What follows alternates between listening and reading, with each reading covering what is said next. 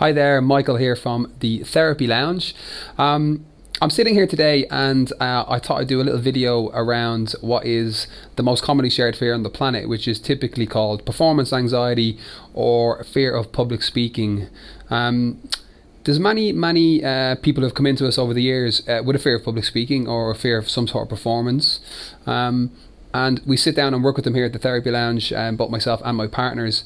We find that even though everyone has their own story and everyone is obviously a unique snowflake in their own right and has their own experiences, their own journey, there are massive commonalities when it comes to a fear of public speaking.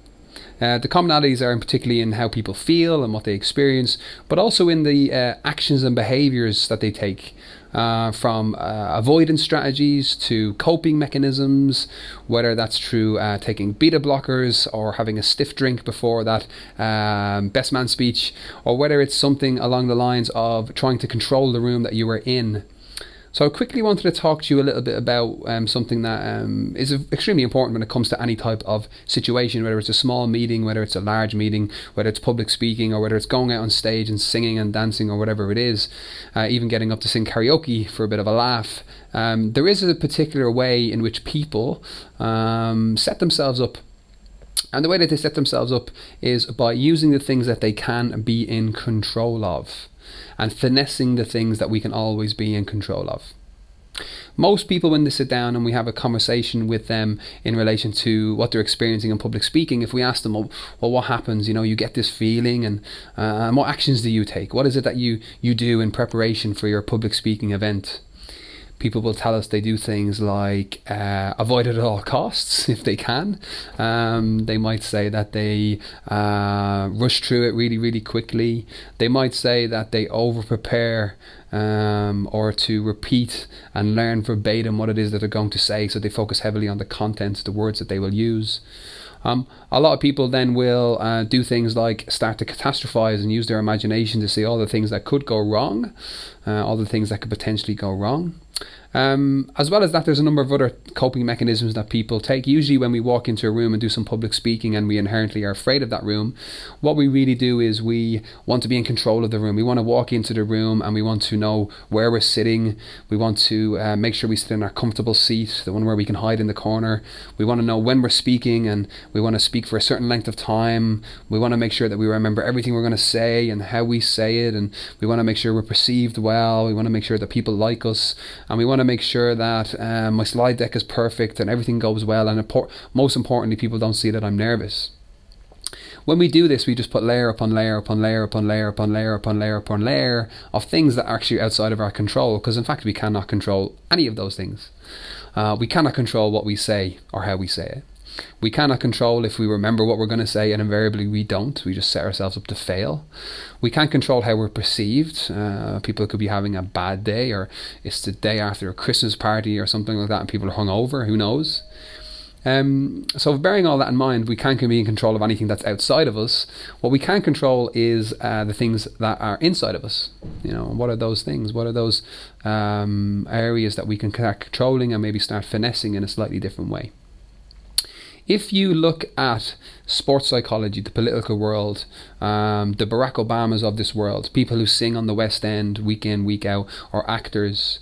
If you look at the Usain Bolts, the Tiger Woods, the golfers, the Formula One drivers, well, what did these people do? These people at the top of their game, they excel in what they do in terms of their industry or their sport. But how did they set themselves up in the most meaningful way to walk out there and do this thing over and over and over in a consistent way? Over the next few video blogs, what I plan to do is to demonstrate to you and show you what it is that they can do. What are the things that we can be in control of?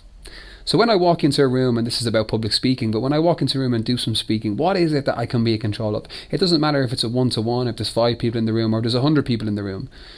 There's only a finite things that I can actually control all of the time. These things are very simple. They are my breathing, my posture, the pace at which I speak, whether I want to pause, also the tone of my voice. So my voice is a big deal. And also whether I'm smiling or not, whether I choose to smile. And not a fake salesman smile where he smiles with his mouth and not with his eyes, but a full face smile. Am I choosing to smile? Am I choosing to do that? Now, bearing all that in mind, they sound really simple, straightforward, right? I know I can control those things. But when we walk into a room full of people we don't know, we don't control any of those things. When we see the blank faces, the empty faces there looking at us, all of a sudden a feeling takes over and we forget everything. We lose track of where we are and we just fighting to survive. All or nothing kind of black or white view of things. If you look at golfers, for example, they have a very specific setup.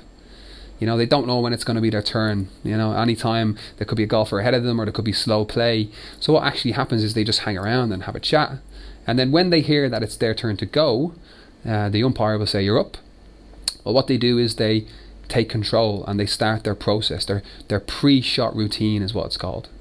So what they will do is they will usually touch something on their hand or on their glove, maybe a little dot that they have or something that they've preordained, something unique to them. And when they touch it, they're saying to themselves, right, it's time for me to get into the state of mind that means that I'm able to hit this ball where I want to hit it. Then what do? Well, they step back from the ball. They look at where they want the ball to go. They take 2 big deep breaths. The whole time imagining where the ball is going to land. They're thinking, I want the ball to land in the middle of the fairway, 350 yards up the fairway there, and I can see it landing. Then what they do is they take a club and to loosen themselves up, understanding that their body's full of energy, you know, the fight or flight response, their orientation response is probably firing, considering there's millions of people watching at home and thousands of people watching where they are. Well, they just take a few practice swings. And they're doing this, it's not to say, I don't know how to hit the ball, I need to practice hitting the ball right now. What they're doing is they're simply using their body. They're using their body and using the energy and kind of using it up and spreading it out. Instead of feeling that they have to hunch down and push all those feelings away, they're saying, come on then. And the feelings are just spreading around the body, understanding that they need these feelings to be there. Then what they do is they get relaxed, they look down to the ball, they have a very flexible approach to golf. And as they look at the ball, they look up one more time, focus on where they want the ball to go, they imagine it happening, landing where they want it to go. And then just when they're about to swing, they smile. Now most people don't see this in golfers. You don't see them making a little smirk. They understand that this smile has a big impact, and we'll explain this later in later video blogs. And then they hit the ball, relaxed and easy. Travel through, understanding that of course they can hit the ball. They've practiced it over and over and over. But their pre-shot routine is so important because it allows them to get into the state of mind that means that they can do the thing that they know they can do. So a combination of all of these things, your breathing, your posture, the pace at which you speak, the tone of your voice, whether you're smiling or not, these are the things that are the foundation of communication. I will explain more in my next blog, and I'm looking forward to speaking to you and allowing you to hear it. Have a nice day. Bye.